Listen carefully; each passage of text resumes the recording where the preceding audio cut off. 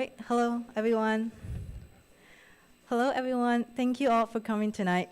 It is my pleasure to introduce to you Every Ocean Hughes, a transdisciplinary artist known for her work in performance, photography, video, and text.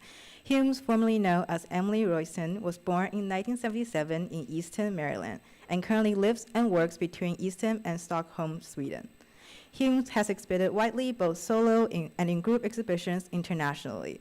Her solo shows include Studio Voltaire at London, Moderna Museet at Stockholm in 2022, Secession at Vienna, and Participant Inc. at New York in 2015. She has received commissions from New York from Tate Modern at London in both 2012 and 2017, Stadtlich Museum from Amsterdam in 2014, and the Kitchen at New York in 2010. Her group exhibitions include Museum of Modern Art at New York, both in 2014 and 2023, Hammer Museum and Institute of Contemporary Arts at Los Angeles in 2021, Future Generation Art Prize at the 55th Vienna and Biennial in 2013, and the Museo Nacional Centro dell'Arte Reina Sofia in 2010. Also the Whitney Biennial in 2010 as well. Collaboration has been a central part of Hume's practice, as demonstrated in her work as editor and co-founder of the queer feminist journal and art collective LTTR, and also demonstrated in her lyric writing for several bands such as The Knife and the Colon Self, and her costume design for choreographers such as Levi Gonzalez and Vanessa Enspa. In addition to artistic practice, Hume has been recognized for her contribution to academia as well. She served as a professor of fine art at Konstfack University College of Art, Craft, and Design at Stockholm from 2013 to 2021, and is currently the Thax visiting professor at the University of Pennsylvania.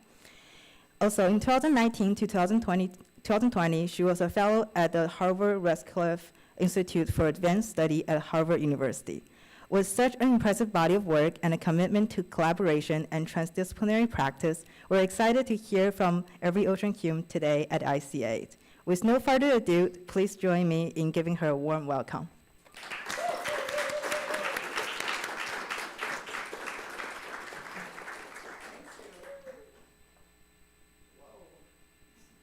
Feels like it shouldn't be somebody else.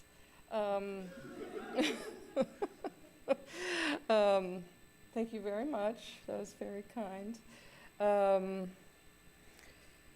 Hi, I know a lot of you, worked with a lot of you over the last few years, so thanks for coming. I did one of these talks, last year, in which I kind of did more of an overview of the practice, and given that this is round 2, and that I just have been very immersed in this one experience and exhibition for the last several months, I thought that I will just focus on that. I'm going to tease out a few of the threads, and in that way we'll address some older works in order to kind of show how I built up to doing this work.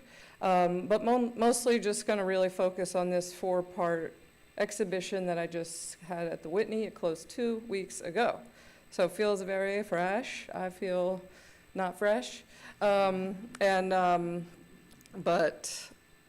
I feel like I will be kind of live processing this with you. I hadn't even looked at the documentary images actually before putting them in this slideshow. So thanks again. It's really been an honor to be here the last 2 years. It kind of was a gift that allowed me to work on this show. I will start with this.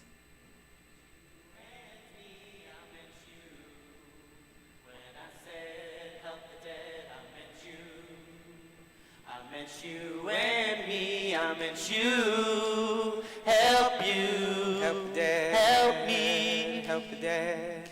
I commit to you, help you, help the dad, help me, help the dad. I commit to you. Those are the voices of Geo Wags and Colin Self. You're going to hear me say their names many, many times. We did this project in 2019, pre-pandemic, and it was the first work in the series that I've been engaged in for the last many years, and which was the body of the work that was presented at the Whitney. I will come back to that in sequence, but I wanted to jump here really quick. The first time that I ever wrote publicly was in LTTR, which was what we called a feminist, genderqueer, independent art journal. I usually spend actually a fair amount of time talking about it.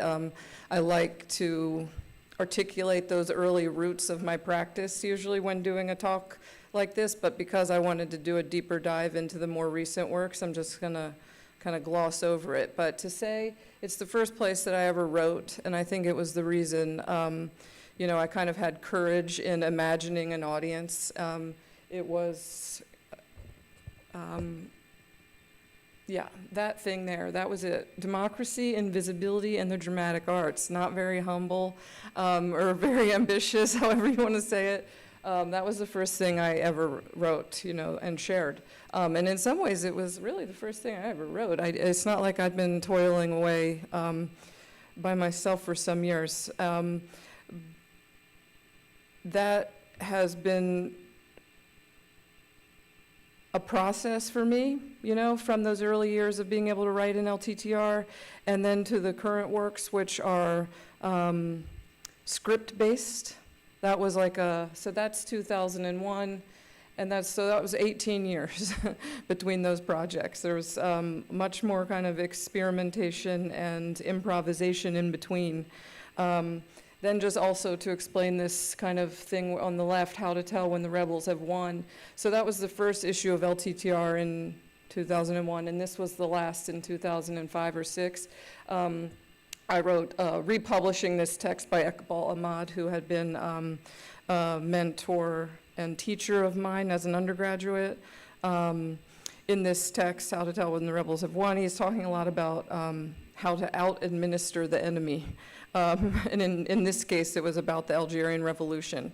I wrote an introduction to it that kind of bridged this idea and discussed kind of social movements, different communities, but wanted to call to Iqbal into the pages of LTTR.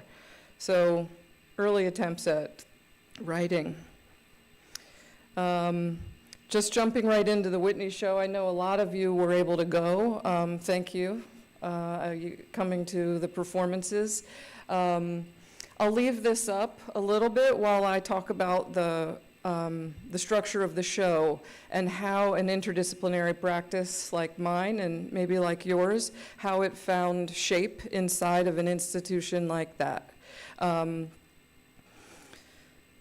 Working there was something that I couldn't kind of imagine until it really got down to the real details. Like, what does it mean to not only be in a major institution, but a major institution in New York City that also functions as a tourist destination in that there are I don't know, it feels like there's hundreds of thousands of people a day. And my show was simultaneous with Edward Hopper.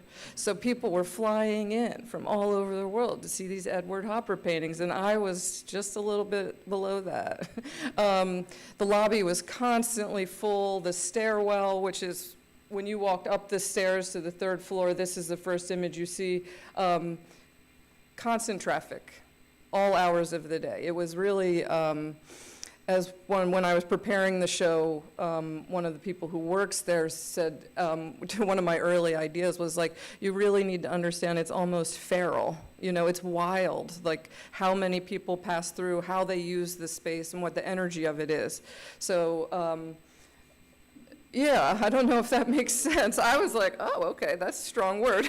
But by the time that I was really kind of occupying it and going back over and over, I felt like it was a kind of wild, but I felt like the Whitney was almost like my living room for a while. I was there so much more than I was at home. It was 4 installs over 3 months. And yeah, so this kind of there's a lot of energy moving through that building, and it's a incredibly diverse audience in every way.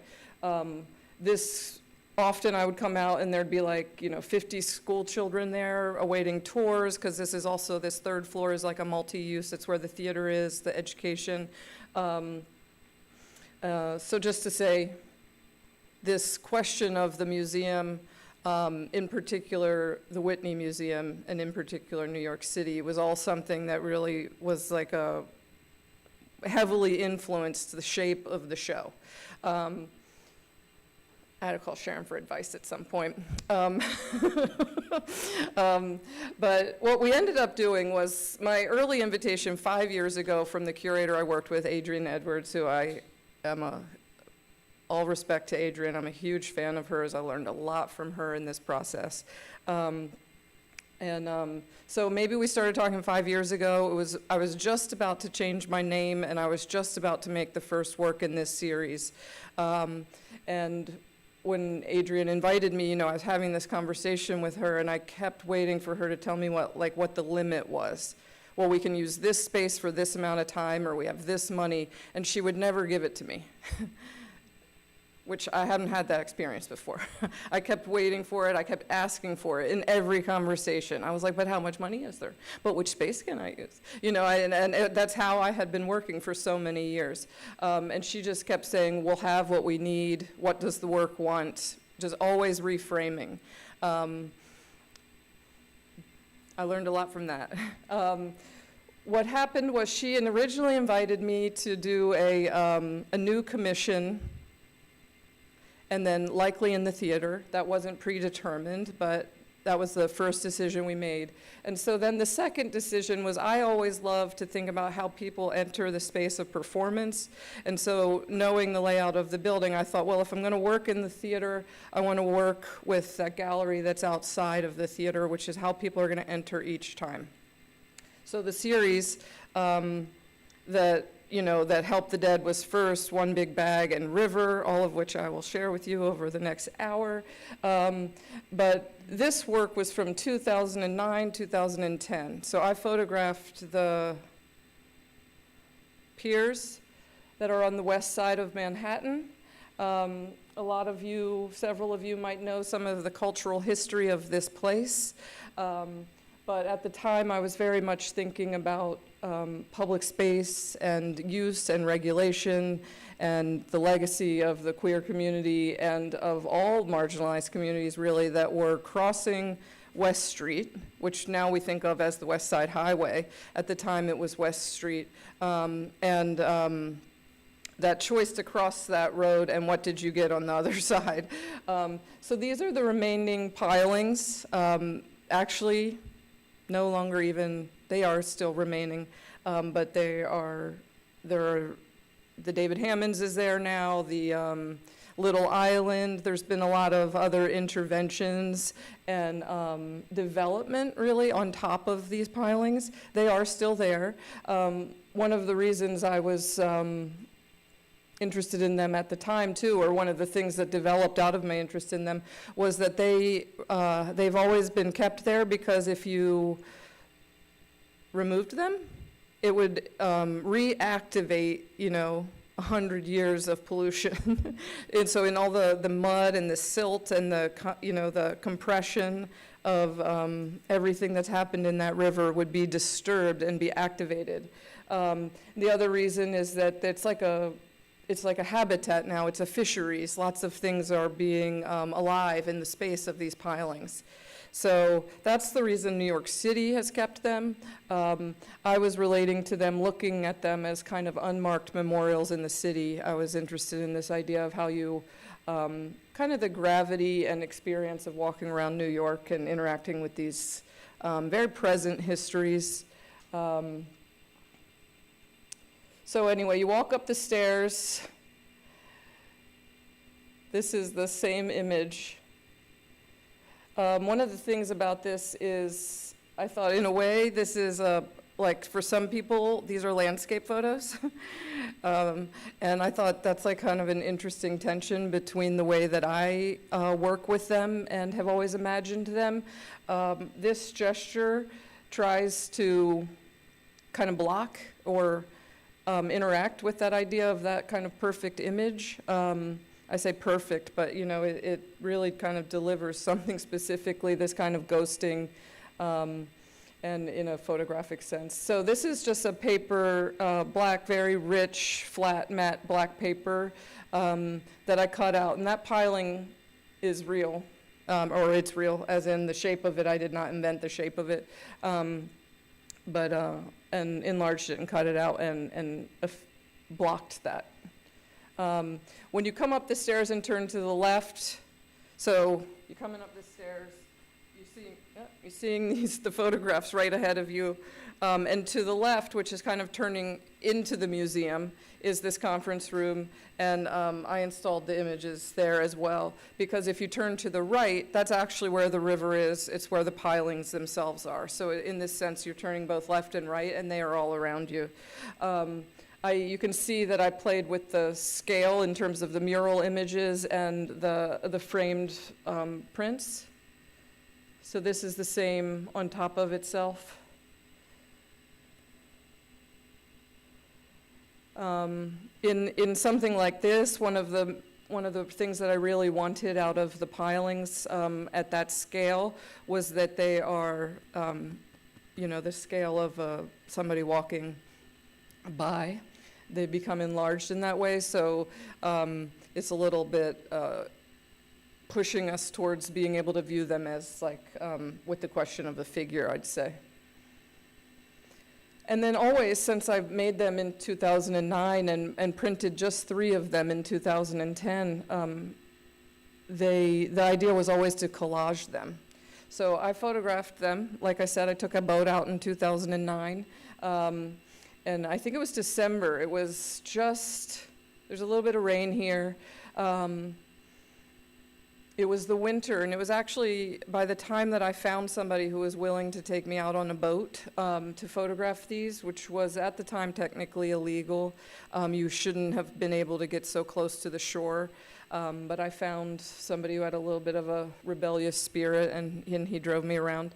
But it was the day before the harbors closed, so that's also a little bit of the atmosphere of the images. It was a cold and rainy day, which worked for me. But so even since then, the idea was always to collage them. This was one of the newer collages. The one I showed you before with the piling, that was already from 2009.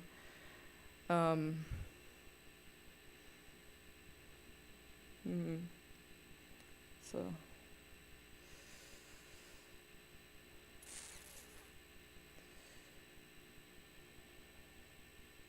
And they're about around 33 inches. This is how they existed for a dozen years.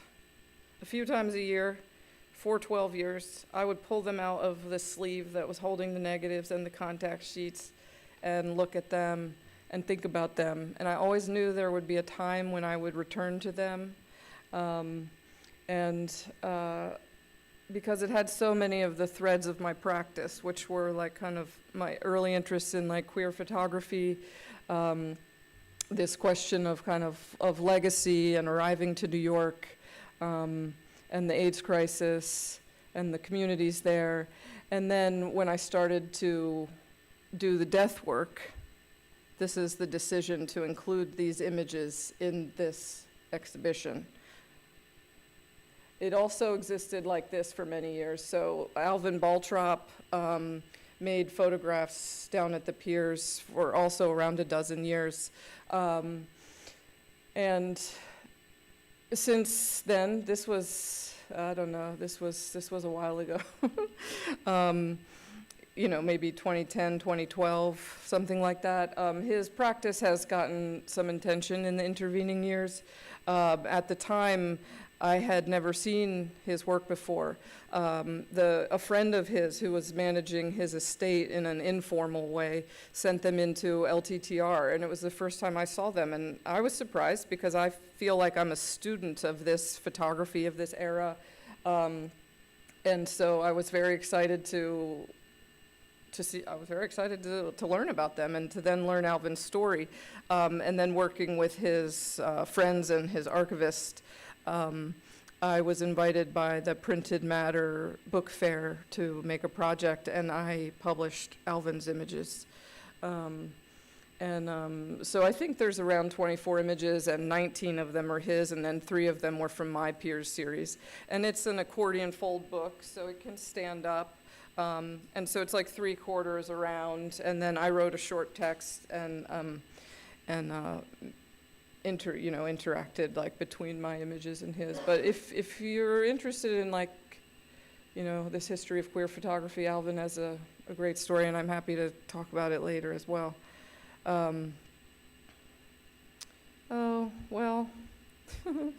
I'm jumping around here. What I wanted to say before we leave is that this question of how we enter the space of performance and what it is to have the interdisciplinary practice in the museum.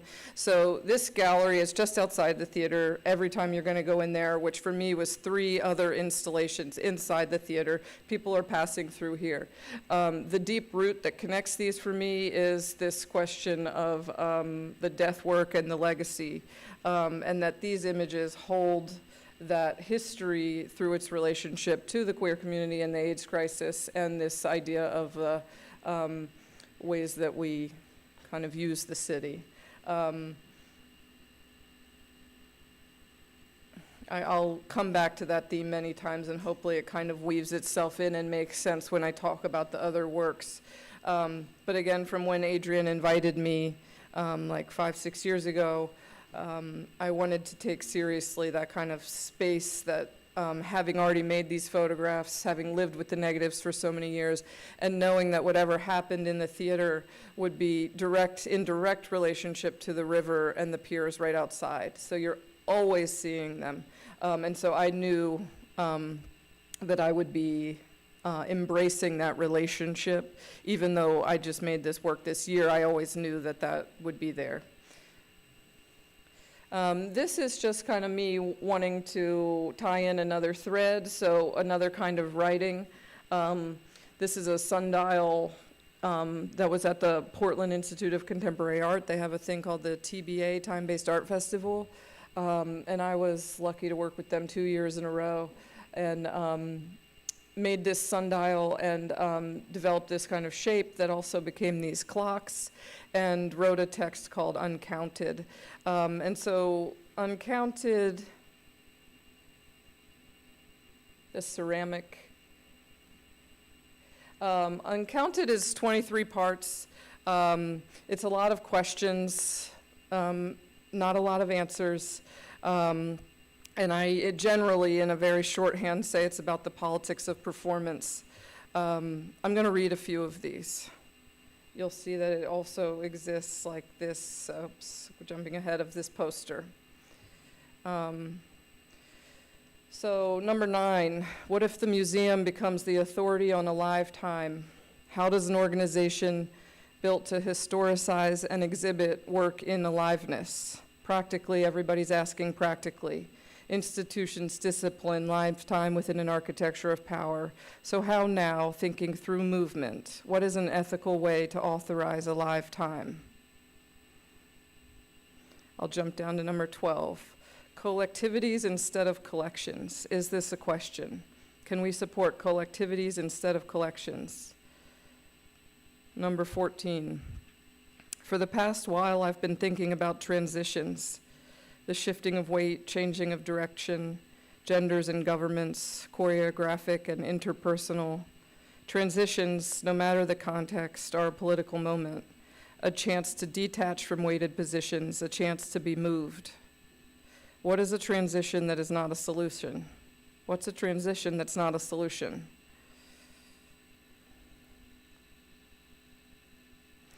So there's like as many of these clocks would fill that wall. It's like many. It's another horizon, really.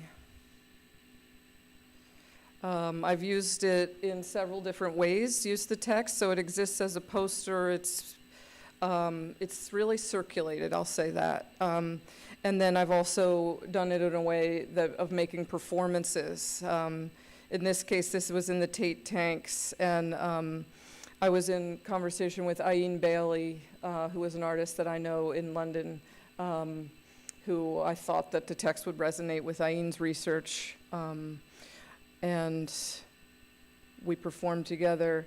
It's also been in other chances where I made a book and have done performances where somebody takes one of the numbers, one of the 23 numbers, and it's a call and response relationship. So they will make their own performance in relationship to it. Number 18, not to be the thing itself. I was in a workshop with Miguel Gutierrez. He asked us 26 questions, and this was one of my answers. Life, permission, conditions. When I build something, a project, phrase, collaboration, there are little holes everywhere. I encourage the space between, little gaps of intention that life fills up with conditions and proximities, little holes everywhere, little holes. Permission, not to be the thing itself. It's also a way of saying with, entanglement, and alignment, honoring a margin from a movement. Not to be the thing itself is a transition that's not a solution. It's a photogram that uses the hands of the clock to make a photographic image without a negative. And this is how they are distributed. So I wanted to pull that thread in, thinking about these questions of alive time and this vocabulary that I developed over 5 years of making exhibitions and performances out of this text. So yeah, I kind of used it in many different ways. And this became,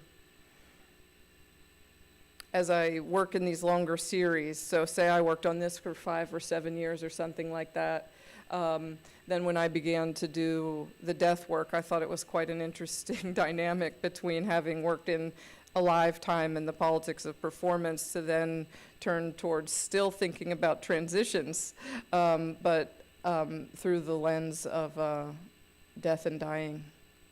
I'm going to bring this in, just read this first paragraph here. As I said, when Adrienne Edwards contacted me, first meeting I really had with her, I told her that I was thinking about changing my name and wondered how that was going to work. And she said, you know, do whatever you want and let everybody else follow. And I thought that was a very kind answer. And I will just read this. I wrote this at the time of changing my name. It was a slow, persistent desire, a process rolling over me. It was everywhere, it was nowhere exactly, but it didn't go away. I had been softly considering it for 20 years. I used to fantasize about it together with my mom. We'd sit on her bed and make lists. She understood that I didn't need my father's name. I didn't really know him, and so why, with all the love I have and have been given, am I identified by a name I don't have a living connection with? Many people have this disorientation through estranged family, gender assignments, and the impacts of colonial and slave histories. Names can be a place where people claim, define, and exercise power over others. I've written a new one for myself, a new sentence, Every Ocean Hughes.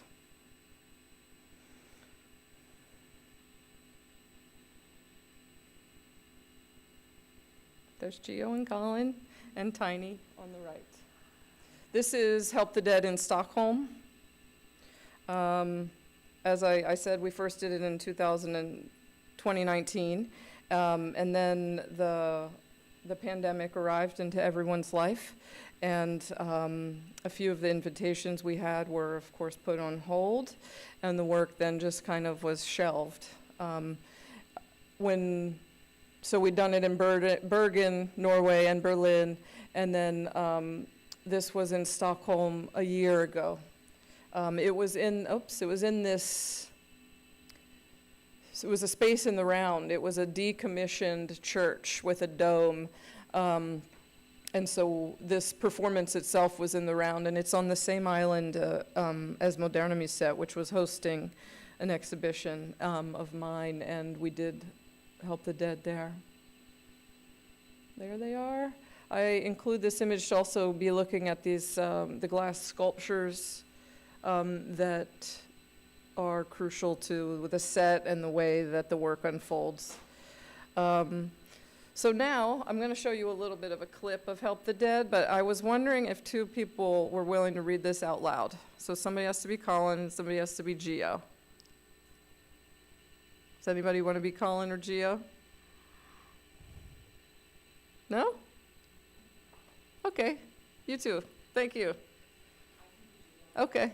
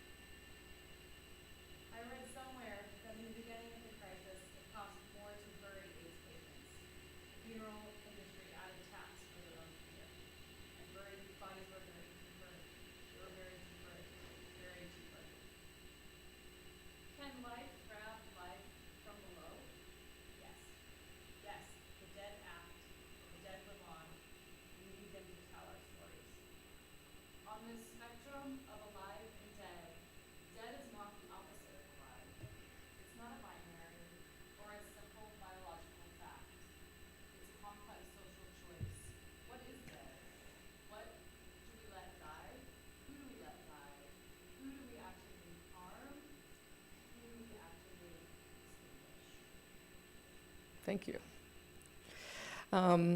One of the things that is very clear in this is that I wrote the script for Gio and Colin. That feels important for me to say because this work was became a whole new path in my process and in the way I was working.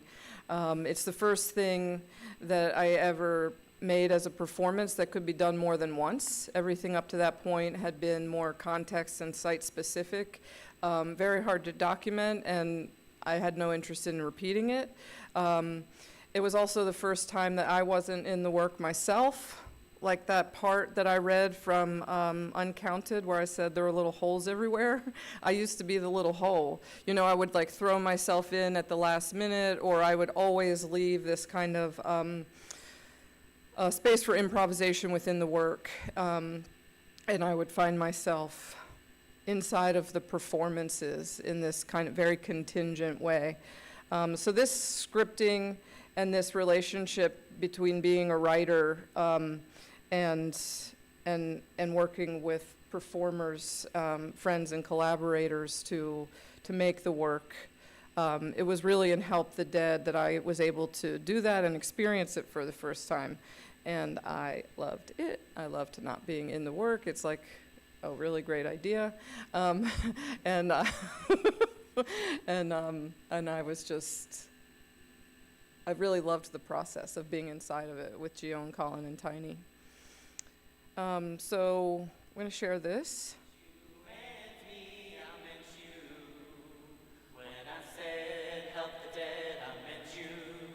I know a few of you saw it, but not everybody. I meant you, help you, help me, help the dead.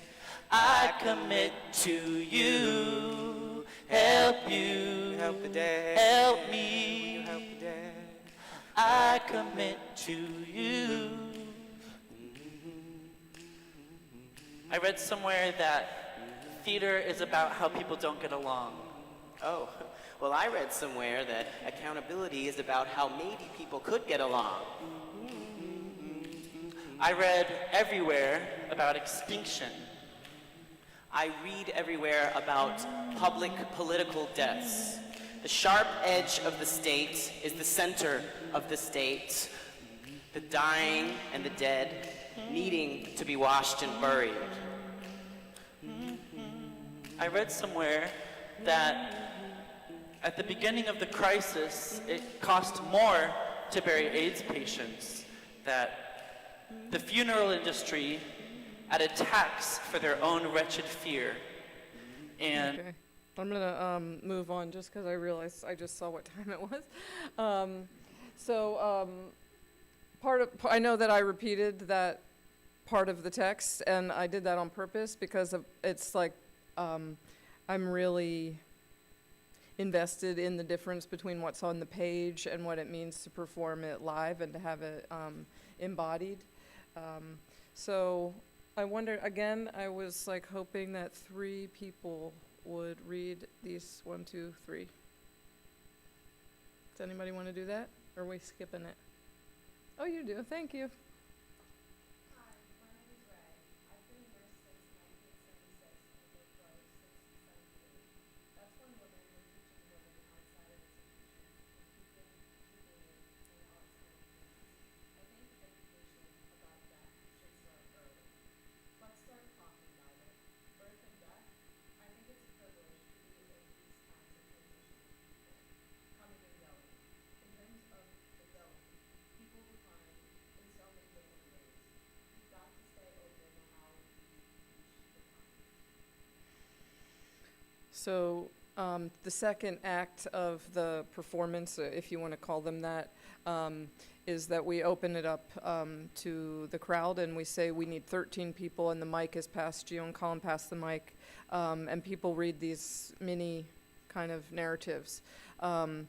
In the way that the work kind of mimes the form of a workshop, this is the part where you're like, my name is, I'm here because.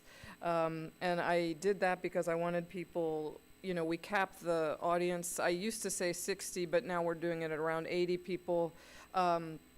It's in the round, and everybody is in the room, as in there's not really a place to hide. And then when they lend their voices to this section and this kind of variety of narratives. So this is another one.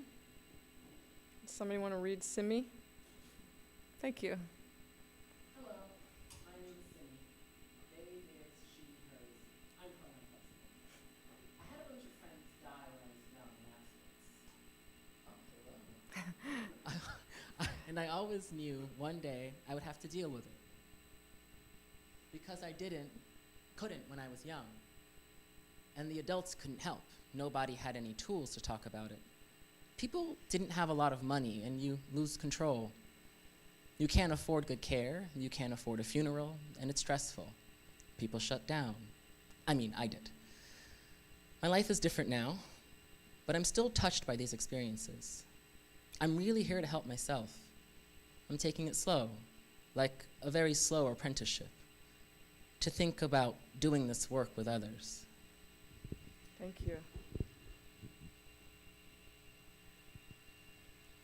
I'm going to move forward. But so these are the,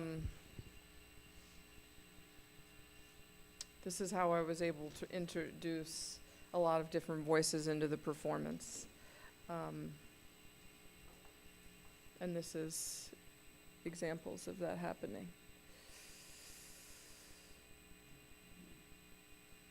This is the surprise ending.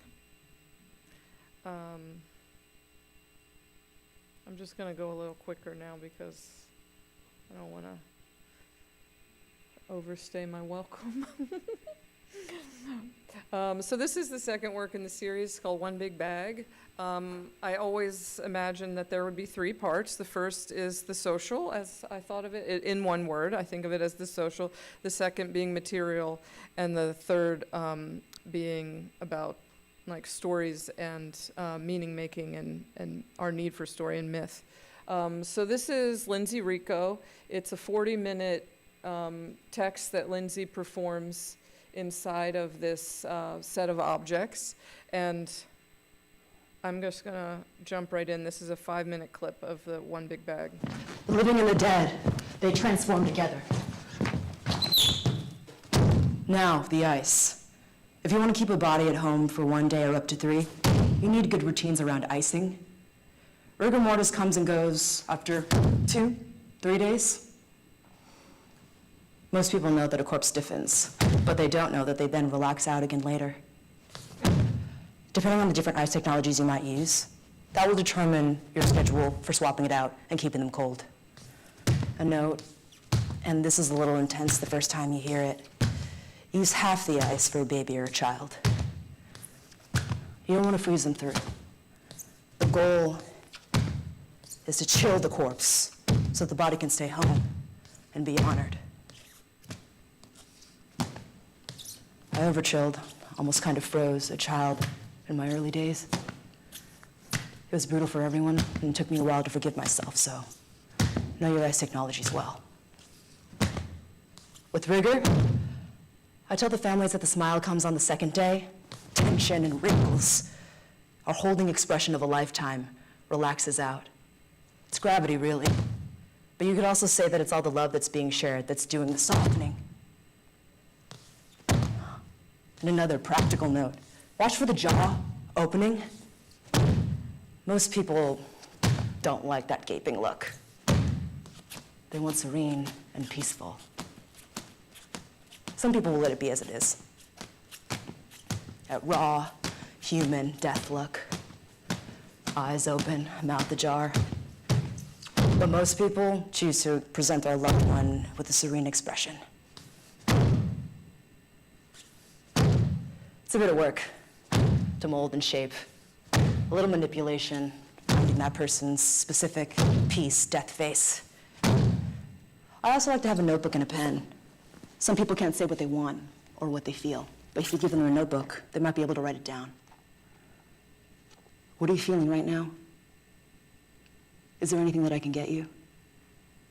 And give them the notebook. Tissues, Advil, water. You need stuff for the living. Tea and snacks, candy, nut bar kind of things, because people get so overwhelmed that they forget to take care of themselves. One time I had a lady pass out. The whole room gasped, thinking, oh Lordy, we have another death on our hands. But I put some sugar on her tongue, she popped up a second later. That particular death averted. Though that does remind me of a really funny story. I'm gonna paraphrase from the ancients here. I think that the city should be Damascus or Alexandria, but like I said, I'm paraphrasing. So, this man goes to the market one day to run some errands for his employer. Let's say that we're in Philadelphia. He goes to the market, and there he bumps into someone who he recognizes as Death. He thinks that Death has given him a threatening look of recognition. He freaks out. He runs over to his boss and asks him if he can borrow a horse so that he can ride it out of town in Newark and escape Death. His boss says, yeah. He goes. And then later on, his boss returns to the market, and he also sees Death. He asks Death, why did you threaten and harass my employee with those looks? And Death says, no, to the contrary. I was just surprised to see him here in Philadelphia when I know I have an appointment with him later on in Newark. So that's Lindsay, Lindsay Rico, One Big Bag. The big picture little introduction is that all of this stuff that Lindsay is moving around in are the tools that a death doula uses to care for a corpse and then for the living, you know, like the candy, the nut bar, as she says. So the way that I wrote the script, I kind of even color-coded it while I was writing it, is it moves between this kind of expository writing, this storytelling, and again, the kind of meaning-making, and then the very practical, Lindsay, she touches this, she says what she does with these things.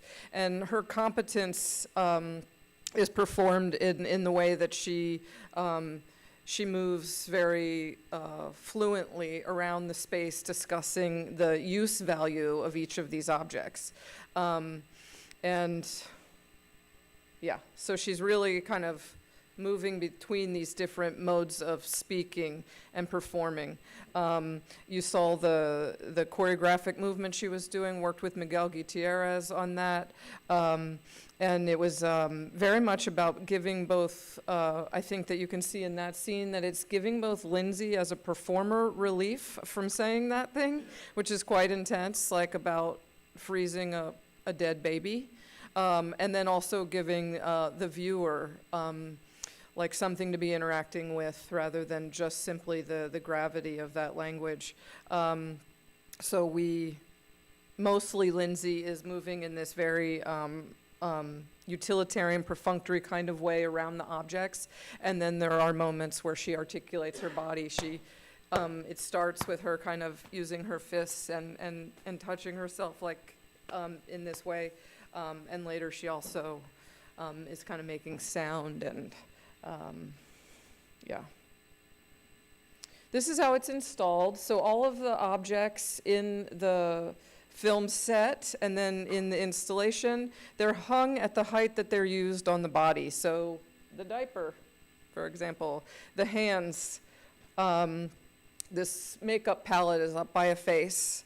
And then when the audience is there, okay, like this, you know, maybe they recognize that at some point. They're watching Lindsay kind of articulate the objects in the space, and then they themselves are also walking amongst them. And here, this was the installation at Studio Voltaire, and I just wanted to point out, they have very high ceiling, so I was able to articulate that kind of hanging. The far wall is the color of the coffin, a cardboard coffin, which is discussed in the script. That back wall is the color of this notebook, and the red is the color of the gloves. So each of those things is really kind of teasing one of the objects that to me has a kind of significance. Yeah, I wasn't able to do that at This Is the Whitney Star. It's quite dark, but you can just wanted you to see people really are amongst the things when they are watching the video. That's the cardboard coffin. Another installation detail is everything is suspended except the chairs that you sit in. And when I'm also working with an institution, I try and make a real point of having viewers be comfortable, and each chair has some space around it. You have a little bit of sense of bodily autonomy is important to me, and I want people to be comfortable as much as you can in an institution in a space like that. So you saw that here, small audience in a London gallery. Yeah.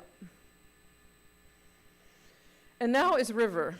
So this, I'm going to just kind of give you a few images, and then I'm going to show you, I was thinking 10-minute clip. It's almost 7, so I would get us to around 7. Is that okay, time-wise? This is a bit of a larger cast. So Gio, Colin, and Tiny performed Help the Dead. Lindsay was in One Big Bag. And then for River, which is the third part in the series, Gio and Lindsay return. This is Nora Brown, a young banjo player.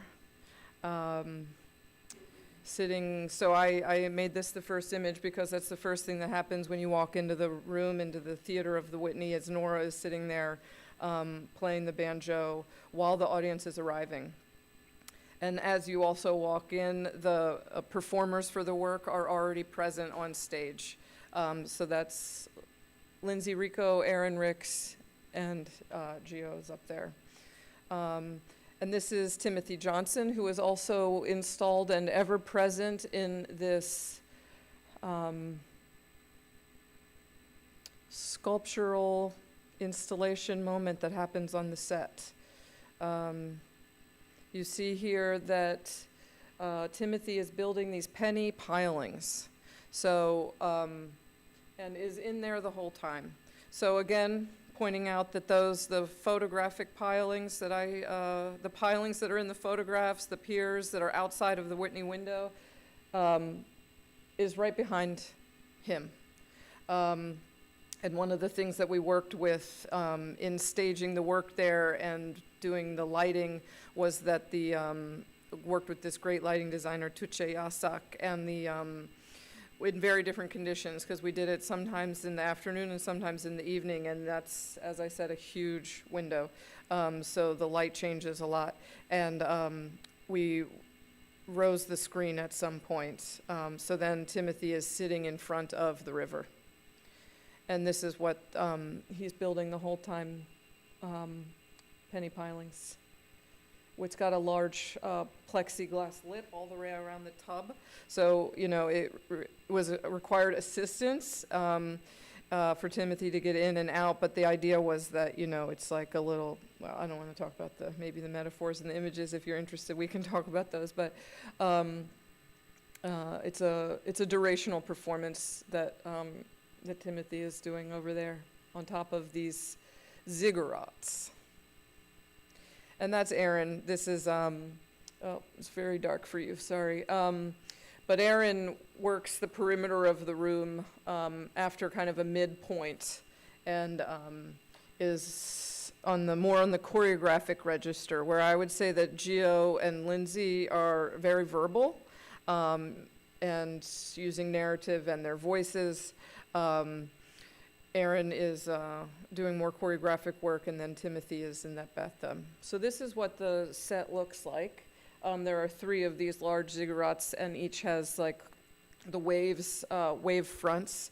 Some of them have them on both sides. And then this bench on top.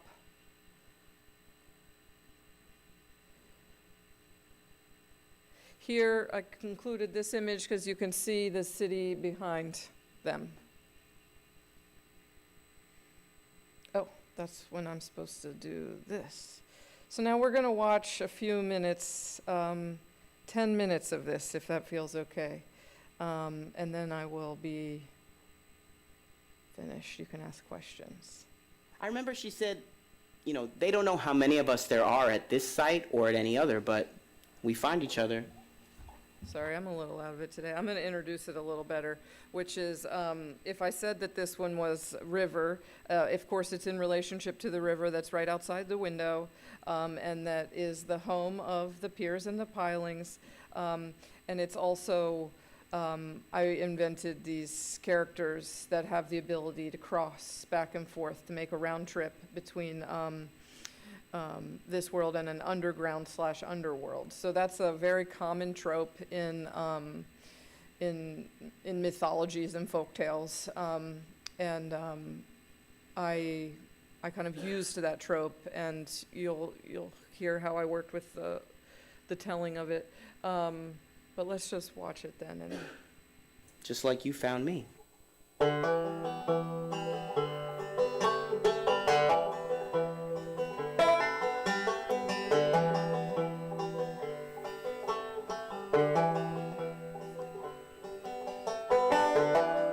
Rella's pacing us out.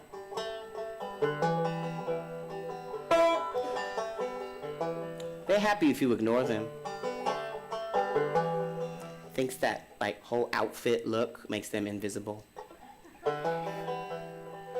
Which is what they want. Because you see, Rella can't talk on this side anymore. Yeah, there's something gained and something lost with each cross.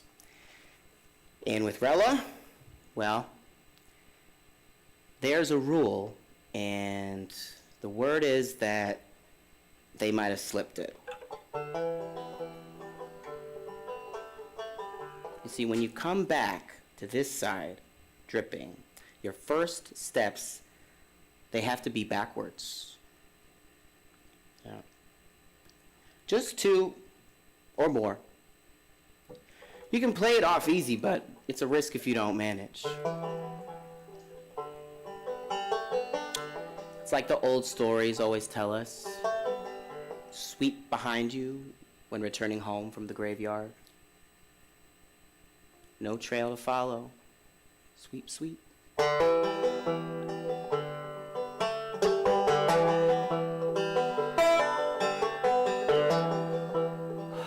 dive. Ooh, the dive, it lasts and lasts, on and on. It's not dry time, no, it's something else entirely. You dive down, descend, but not to an end. Each time it's a surprise, a call to attention.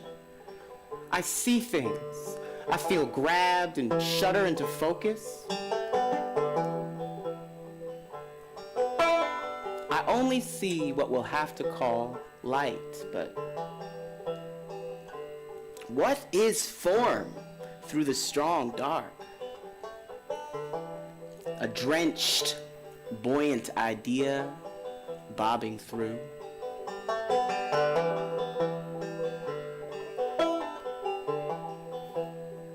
I just learned how to ride it. It's physically very satisfying.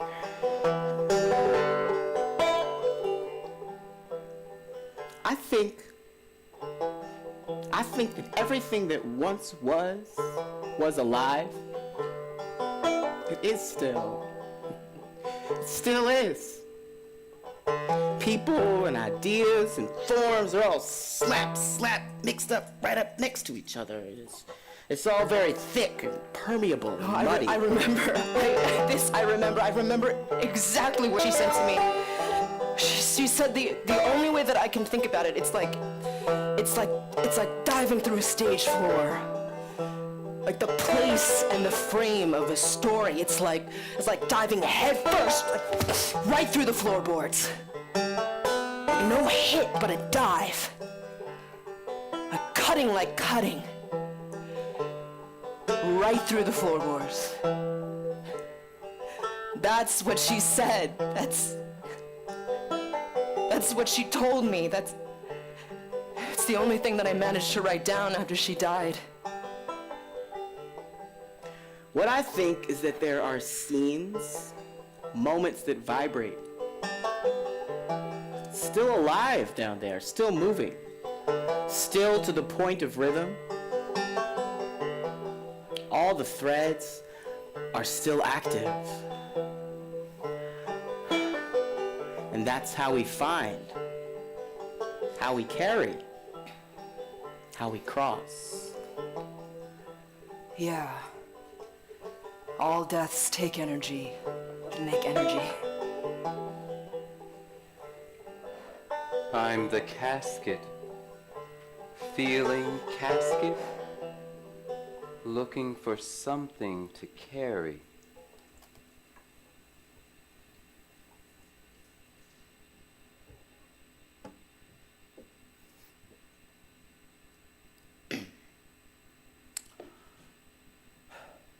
No one knows how this works, but it's an openness to the world. The ability to arrive on a threshold and trust uncertain things and then carry them. To go down is to go looking. And then we drag that moment in grace. We tether it. We drag it. We test it out on a low stage. But how one grabs such a thing, I'll tell you in not so many words, because no more will help anyway. I'm still trying to understand. It's a drag on a long tether floating behind. I have this tied up ankle bag that Loie gave me. It floats behind you. And then you unfold the material and you sort of swoosh it over in the direction of where you believe the thing to be. And then, this detail, you acknowledge the sharing. I'm the casket, feeling casket, looking for something to carry. Okay, but what actually transports inside the ankle bag? You know, I was just as curious as you are. Maybe I'll say it's a bit like resurrection. That famous magic of disappearing and reappearing. I mean, people return, of course they do.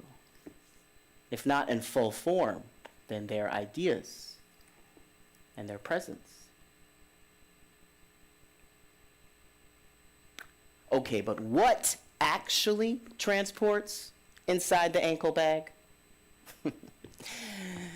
I'll be more specific. My first time, it was a miniaturized, alive pelican with its bill stuffed full of oranges.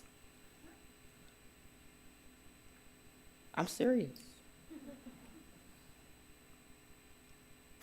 Okay, I was ashore.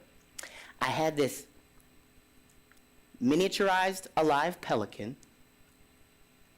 with its bill stuffed full of oranges, and friends started arriving. Others, crossers like me, and they laughed at me. They laughed at me. They laughed with me. And with each bait of humor, the pelican engorged, and it stretched, and it grew, and it grew, and it grew until it was a pelican size of this alive side. A hulking pelican choked on oranges.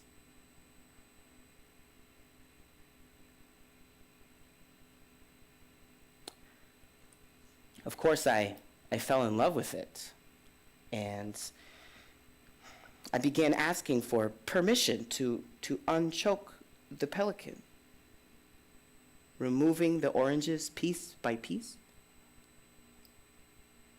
Most turned into stones.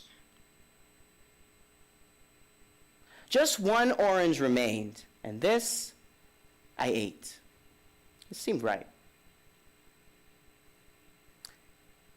The stones were poked about by the pelican into a line. And this, I understood, was a sentence.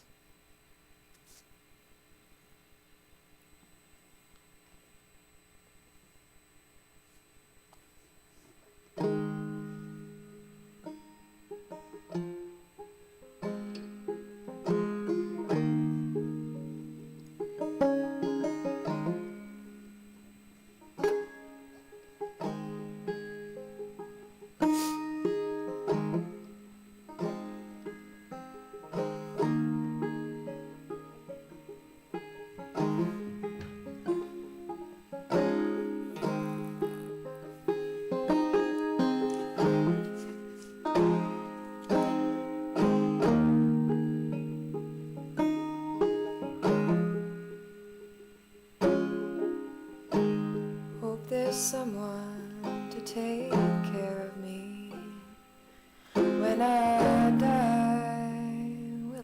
Sorry, I'm gonna have to cut that off, brutal as it may be. I just want you to see a little bit of the refrain that is returned to. Every story, I dived down and I went down to the river. I went down The river. I went down. every wave a place. I go down and I dive down through I the dive boards. down. I dive down to the boards. every stage, every stage, story. every story. I dived down and I went down to the river. I went down to the river. I went down. every wave a place. I go down and I dive down through the boards. I dive down to the boards. Dive down. every stage, every stage, story. every story. I dived down and I went down to the river. I went down to the river. I went down. every wave a place. I go down and I dive down through the boards. I dive down through the boards. Dive down. every stage, every stage, story. every story. I dive down. Whew. Like I said, I really, if we kind of use some of the language or the metaphors of the work itself, I still feel like I'm under the water of it. I don't have perspective on it yet. like basically 2 weeks old, and was really just kind of overwhelmed me, you know, for kind of 4 to 6 weeks prior. Just want to mention that Gio really wrote that song. It's like, I think that you knew you were going to have to, but you also knew that I didn't yet know that you were going to have to. I will like write it in the script and make some sort of, you know, very naive, rudimentary kind of like voice note and send it to Gio, and then Gio, you know, arranges it and makes it like that. So I'm grateful for that that work that you do, and I am a lover of really believe in like the power of it, and I'm always kind of building musical moments into these works, but it's not exactly my my strength. So I'm, you know, it's like that dynamic of collaboration, which is so crucial to most of the things that I do. I just wanted to make a little note on the set now that you've seen a bit of the way that it's used. It's about 5 feet tall, so when you sit, you're just under, you know, basically you're underwater, you're under the height of it, and people are moving up and down, right? And of course, then the refrain that you just heard is, I went down. And that refrain appears at different points, and it's kind of coming and going throughout the performance. Yeah, and I just wanted to make those notes. I'm gonna stop and take your questions, if you have any. I just want to say again that this kind of experience of sharing the work so soon to having made it is quite something. I'd be happy to talk about it, and I know that many of you were there. We also shot it with like in a more kind of cinematic way, actually, in the 2 days following, which was a very intense experience where I learned a lot. And I'm curious about how the work kind of will live through the camera and live differently. This is just documentation, which of course is very frustrating and doesn't have a lot of the feel of the room and things, but I still thought it was worth sharing, especially because I think one of the threads that I'm trying to articulate in this little talk here is just about how the writing from that early LTTR in 2001 to 2023, the kind of the primacy of how it's moved into my practice. I'm curious if that will continue, but it's been very important around this series with the death work. So I will stop there and happy to take any questions that you have.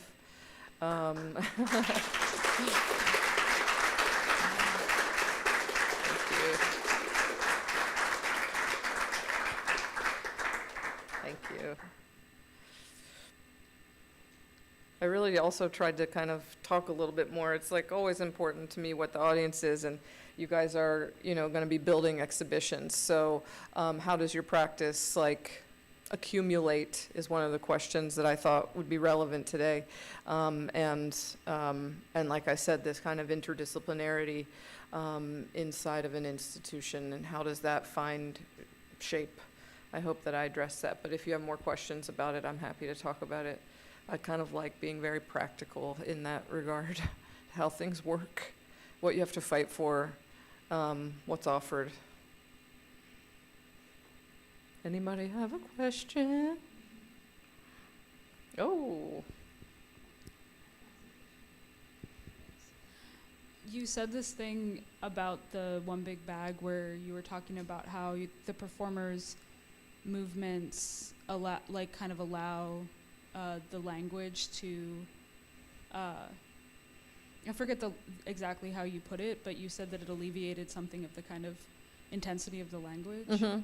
And I'm wondering if you notice that in your process in terms of writing for the page and then writing for performance, that you allow yourself a kind of intensity with language or a different address with language because you know that, or because you observe that performance like allows for more maybe Mm-hmm. I don't know. I was just like, I don't know if I'm piecing that together. Yeah, I think I understand what you're pointing at. It's very important to me, like, who's doing the talking, you know, what the difference between the page and the performance is. In many ways, again, I wrote this thinking about Geo. It says all over in a notebook, it says, and then Geo says this, you know. It's very much about that kind of like the embodiment and who I'm able to collaborate with to perform these things, and what do I think they have what can come out of their mouths and live in their bodies. So I think that these works are readable, you know, they exist in one way and on the page, and it's a very different thing with the costuming, which I, you know, work on Montana Levi Blanco for the last two pieces, and all of the ways that it's kind of unfolded in materials and in time and space, and in this case, very importantly, in the context of the work. The river is outside that window, and nobody forgets that the whole time. So all of those things I'm very aware of while doing the writing. Yeah.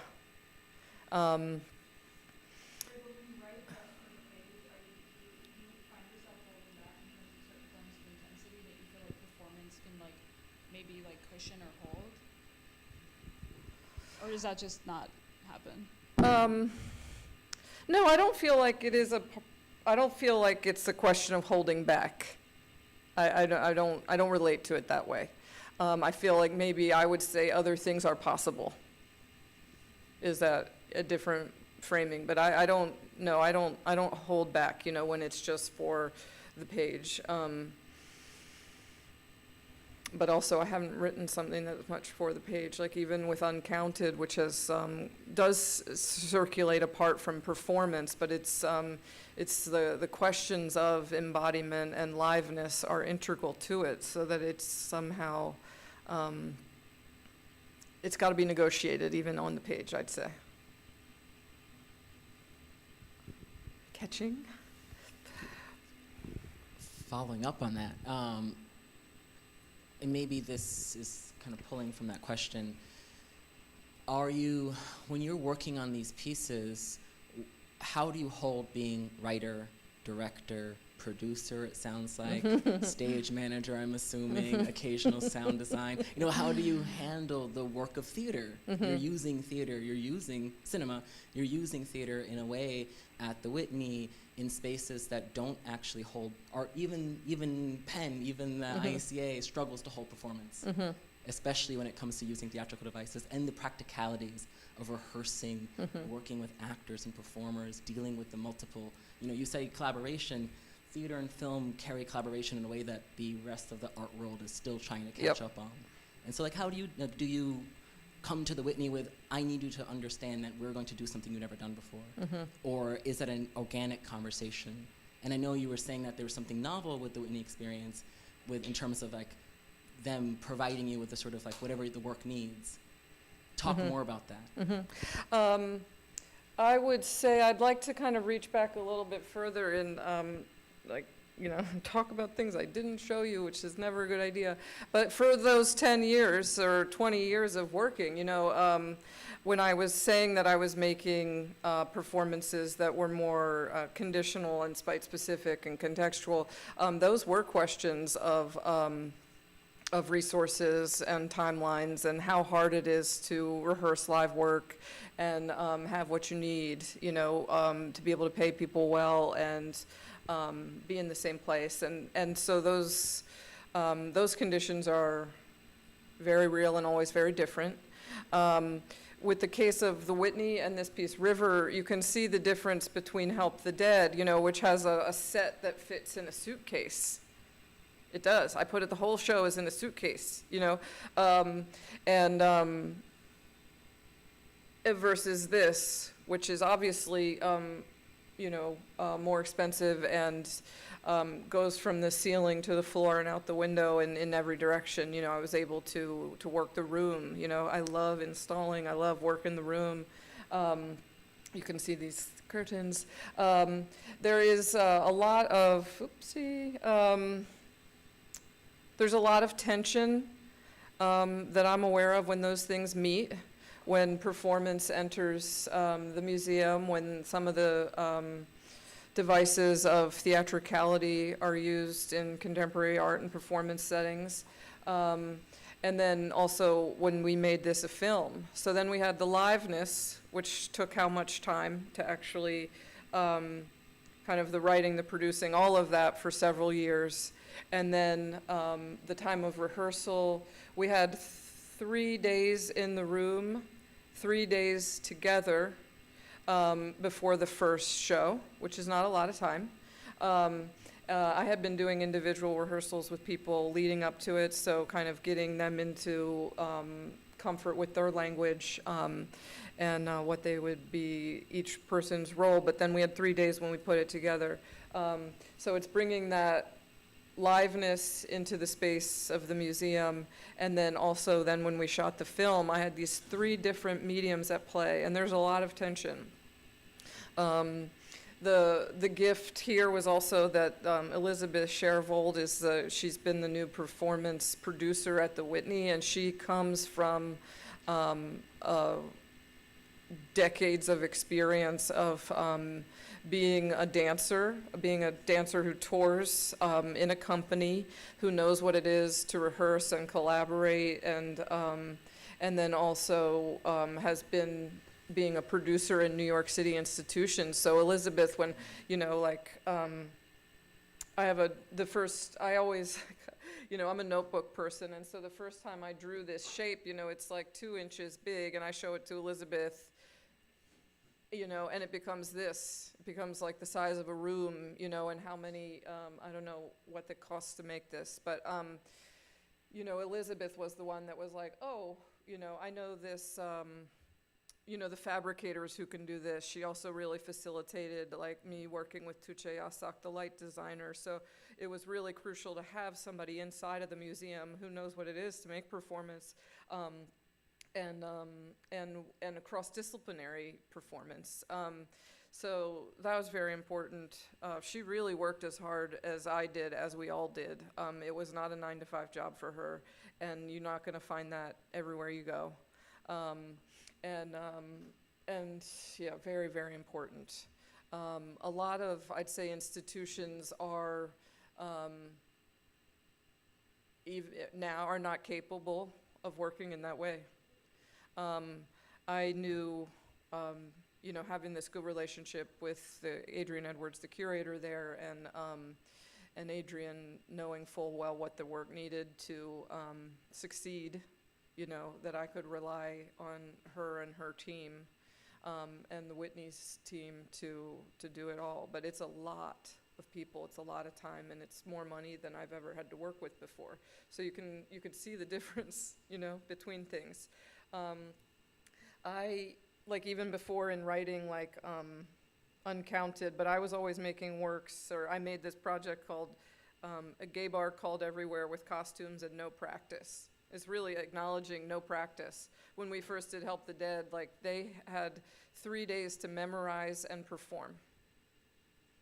Like, I didn't even give them the damn text. Granted, I had a concussion, okay? But still, these things are like, you know, it is like that. It is fast.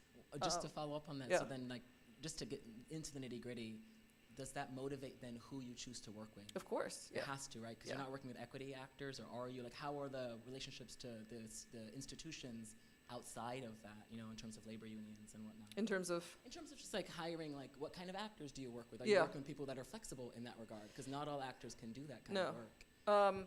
Lindsay Rico, who does One Big Bag, is the first person I ever worked with who I didn't know. Everybody else is somebody that I have a either professional or social relationship with. So there are certain, there are shorthands to collaborating and to understanding the economy of the work. You know, like, you can be ambitious and intense, and it can be challenging, but you have all these other ways in which you're, you know, communicating and kind of living together. So, Yeah, for me, it's really like, it wasn't really a joke. It's like I knew Gio and Colin were gonna perform the work. Every time somebody says yes to being in that relationship with me, I always take a moment of pause. I am very honored by that. It's not a joke, you know, I really feel it deeply. And they both said yes to doing Help the Dead before I'd written it. You know, that means a lot to me. There's a lot of trust in that. And so it's like we know each other's work in a way, and how things circulate. Yeah, but at this scale, you know, it's different. Everything feels different in that scale and context. It shines a different kind of light on relationships and resources. That's all true. It's different when you do it in a more DIY way. And then when that DIY energy ends up at the Whitney, that's something. Yeah. Does that answer your question? Yeah. There were many parts to it, so, yeah. Hi.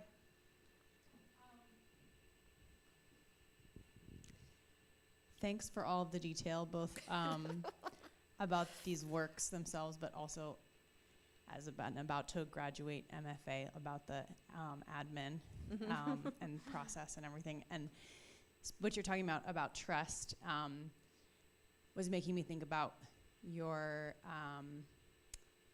you said early on that you had been talking with Adrienne Edwards for 5 or 6 years. Mm-hmm. And I was just thinking about how many institutions or possible projects I'm in conversation with at any given time, and like how much time I decide to commit to those conversations as opposed to other conversations, and how much of my week that takes up that I could be doing other things, or either making work or making money more directly. And so I'm just curious, like, at what point did you feel like, did you either have a contract or just feel sure that there was going to be a project?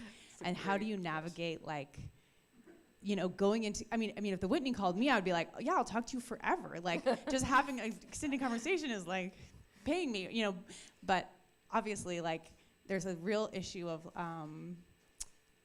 you know, having a million conversations that don't go anywhere. Yeah. So when do you feel like you cross that line, or how do you navigate that? Mm-hmm. Well, it's great you asked, because part of the drama of this project is that, like, a few months before, so I've been aware of it for years, many years. It's been a horizon. It's but when we really start to work on it, when I'm in their calendar, is actually pretty late. I've been doing this stuff for years. And then when it becomes time to produce it, and to produce it in context for that place, for that institution, was really, I think we started having weekly meetings like 6 months before. And I found that challenging. And at one point I was like, feeling a little emo, and I was like, are we doing this show? And they were like, whoa, yeah, what's wrong with you? You know, I'm dramatizing things. Not really. But I felt like I had arranged my life around, like, doing this show and making this new work, and knew how much that was going to take of me and the people who said yes to working, you know, those economies and timelines. And I know the pressure that builds on these live moments and bringing something into, into being. But you only really got that attention, you know, and access to the money at just like 6 months before. No, I didn't have a contract until it already been happening, which in general is not great practice, but institutions are the people that work in them. You know what I mean? Like, would I do that with somebody that I don't know and maybe doesn't have the same faith in me that I have in them? But there are some people who, you know, aren't gonna screw you over, and there's sometimes that you have to trust yourself and be like, before we proceed, I think it would be great if we agreed on the terms of, you know, something. In terms of having these, like, conversations with people where they remain conversations, where and also it's this kind of thing about saying yes and no. That's fraught. There's no, I don't know, it's hard. It's just a lot of experience that kind of, I, at this point, trust myself, and it's that old adage, which like, believe what somebody shows you, you know, not what they say, but what they do. If you're not hearing back for months, like, you can follow up and ask questions about that, like, try and understand, I see this is not a priority for you now, when will this be something that we're actually gonna be dealing with? And then also, like, if people are messy, they're gonna continue to be messy, you know, and you decide if that works for you. If that works for you as an interlocutor for your work, if it serves the work and where you are and what you need, and also like how that's gonna, you know, go down the line of the experience of like how it will be to work with that person in that institution. Sometimes you gotta say no. It's hard when you're young, of course, like, you know, you say yes to everything, and like I had a few happy, you know, a few really bad experiences, you know, but you just learn from that. Yeah, I've had people like try and, yeah, the examples, I'll say them later. Yeah, but it's real, and you've gotta like, I feel like now there's like different, you know, the times have changed a little bit, and there's more conversations around artists getting paid, and yeah, just different dynamics around people taking care of themselves that, you know, that we were not having those conversations 20 years ago. But yeah, it's really people, what that conversation is, what the person's is in that institution.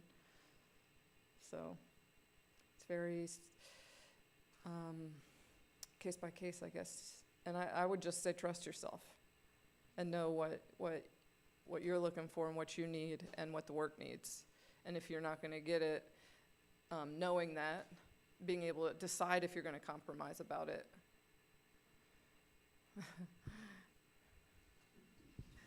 Oops.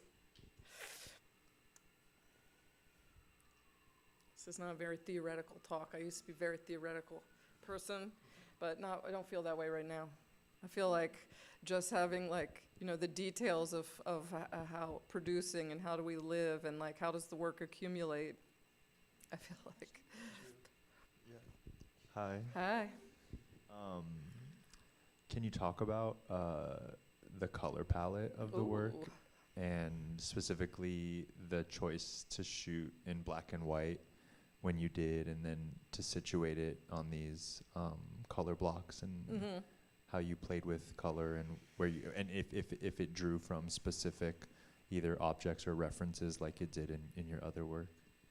I mean, are you talking about I'm this, but also River? Yeah, in the full installation, including the set.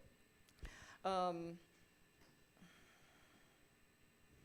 mean, I just have this general disposition, which is not to accept a white wall. It's just something that I've noticed over time.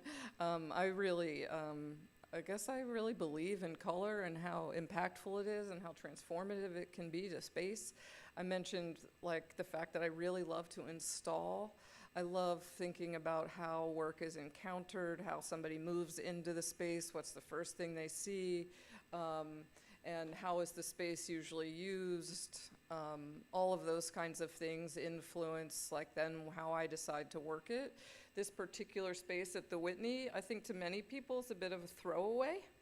Or it's a very challenging space. There's the elevators and the bathrooms and the educational, and that conference room. So I was like, yeah, okay, I'll work with the conference room. I think that the color here, both on the walls and in the frames. So first I'll talk about the walls. It's like so funny. It's like I a little bit resist explaining it. I was asked about it like 100 times while the show was up, and also press, you know, I mean, they were like, why is this pink and brown? There are reasons. It's like, I don't want it to be kind of reduced to that then. But I will say that I really think that it's like impactful. In this case, you know, the decision to shoot the photographs as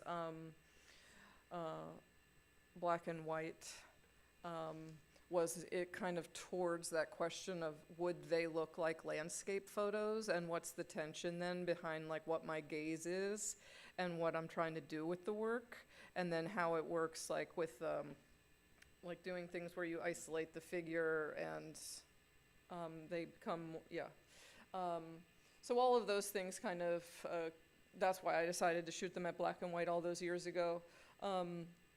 And then, really bringing into the room, into the Whitney, this question. I mean, the brown is, of course, I've used one other time in an exhibition, but in this case, it's like kind of the opposite of the clarity of a blue imagined river, water. You know, it's more of the color of the pilings and of the what's underneath the water. And then the pink is this, you know, it's the upside down pink triangle that I don't let go of. And just also, I've used pink walls a fair number of times. You saw them also with the clocks. With river and the color that's in that, again, it was really related. You start with the, you know, that flat wave, and the expectation of, again, of a blue, of this kind of idealized sense of water and transparency, and then I worked away from that. So sometimes it's like with the ziggurats are striped, which is this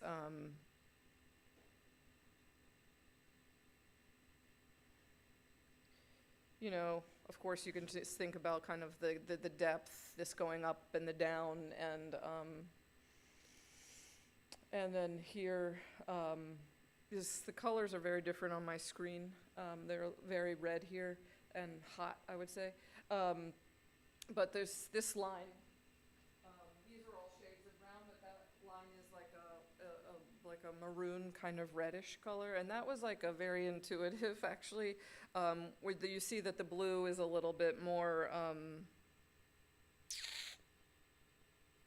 shades, tonal, whereas the brown has like a little bit more divergence in character in terms of not being like from one color group. I wanted to articulate the kind of coming up, the coming down, the depth, the water, the mud, the lack of transparency, and then I just really just work with color, you know. So I went to the hardware store and probably got like 75 of those like 1-inch color sample things, and I just shuffle them around, and it's like it's kind of the most, especially in a work like this, one of the most like very visual and aesthetic, very subjective moments where I just like follow that, you know. It's a real pleasure. Love that part of the process. I never mentioned that the bench is also a little bit like a diving board. Yeah. Yeah. Thank you.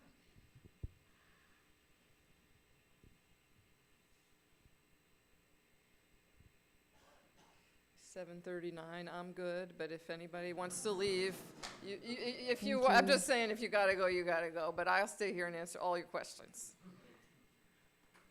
Oh, okay.